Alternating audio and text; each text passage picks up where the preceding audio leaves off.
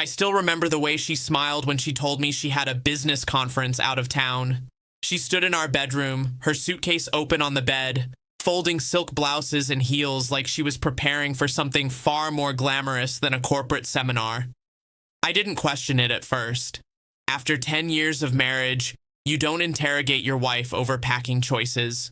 You trust. That night, though, something felt wrong. She had always packed conservatively for work trips, neutral suits, minimal makeup, practical shoes. But this time, when she left to shower, I noticed something that didn't fit. A small black lace set tucked beneath her blazers, then another, and another.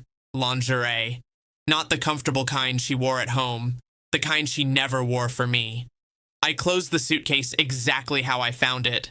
My heart was pounding, but I kept my face calm when she came out of the bathroom. I even helped her zip it.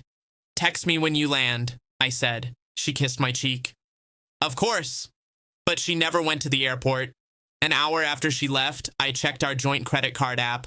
No Uber to the airport, no airport coffee shop charge. Instead, I saw a charge at a boutique hotel downtown, the kind couples use for privacy.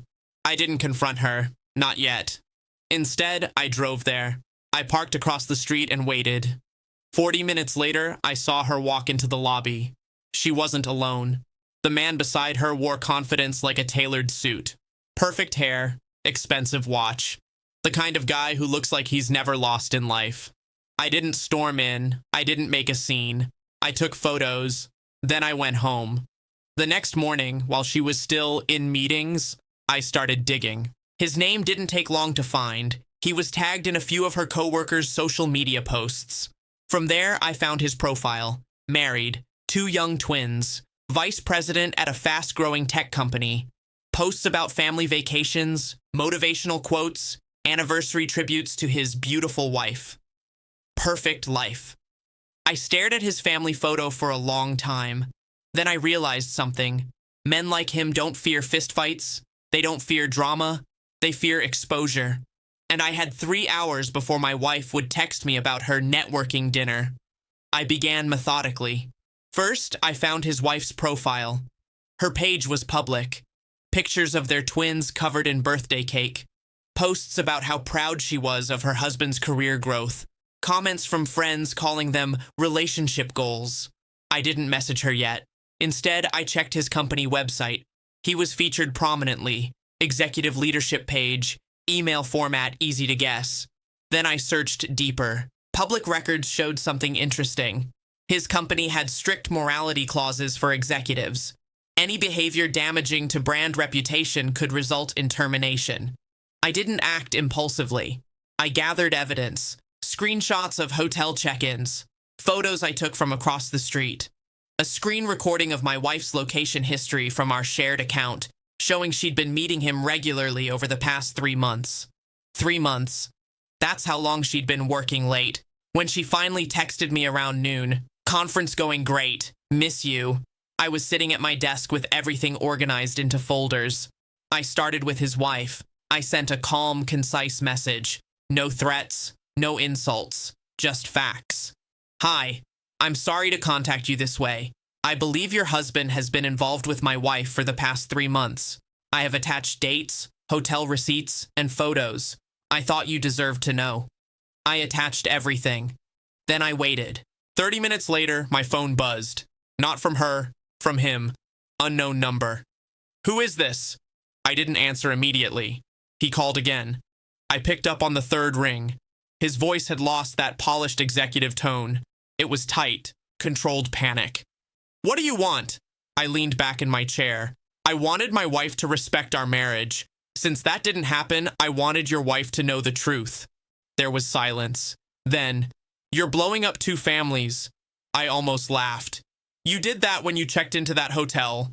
He tried negotiating, tried threatening legal action, tried claiming I was harassing him. I told him calmly that everything I sent was factual, documented, nothing defamatory. Then I hung up. An hour later, I received a message from his wife.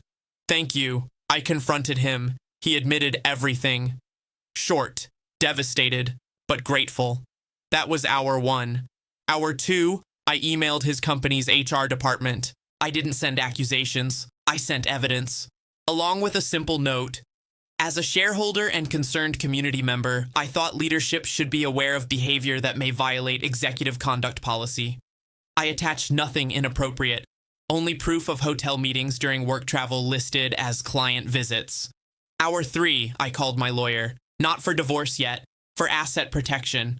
By the time my wife texted me at 6 p.m., dinner with partners went amazing.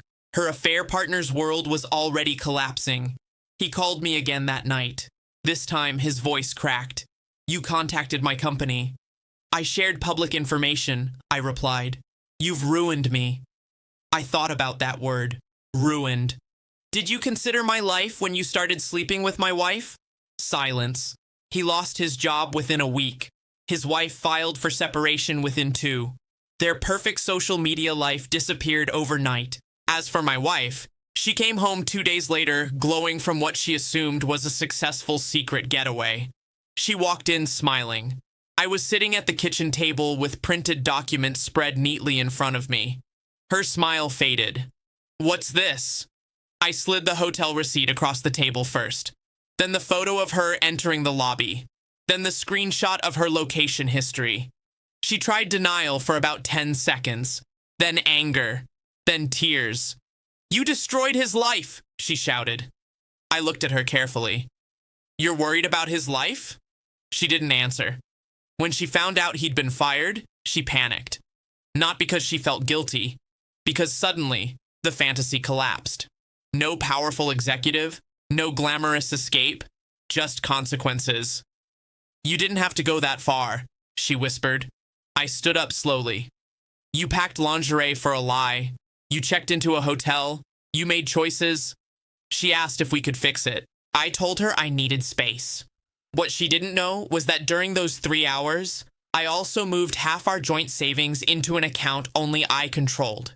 Perfectly legal, advised by my lawyer. When divorce proceedings began, I wasn't scrambling. I was prepared. She moved out 6 weeks later. The man with the perfect life? He tried reaching out once more, asking if we could work something out. I blocked him. I didn't scream. I didn't fight physically. I didn't beg. I simply removed the illusion they both thought was safe. In 3 hours, I didn't just expose an affair. I dismantled a fantasy built on deception. And when I finally sat alone in my quiet house that night, it hurt. Of course it hurt. 10 years don't disappear without leaving scars. But for the first time in months, I felt something stronger than betrayal. Control. They thought they were living a secret life. They forgot secrets collapse the moment someone decides not to protect them anymore.